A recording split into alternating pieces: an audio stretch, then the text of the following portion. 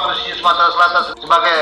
lumbung pangan nasional, DPD Provinsi Sumatera Selatan mendesak pemerintah Provinsi Sumatera Selatan, dalam hal ini Dinas Bina Marga dan Tata Ruang, Dinas Pengelolaan Sumber Daya Air, Dinas Perumahan dan Kawasan Pemukiman, dan OPD terkait lainnya agar bersinergi membangun sarana dan prasarana pertanian di setiap kabupaten kota, utamanya pembangunan jaringan energi teknis yang mampu mengairi perawahan rakyat secara teratur, sehingga dengan adanya irigasi teknis tersebut diharapkan petani yang selama ini panen 1 kali setahun menjadi 2 sampai 3 kali setahun.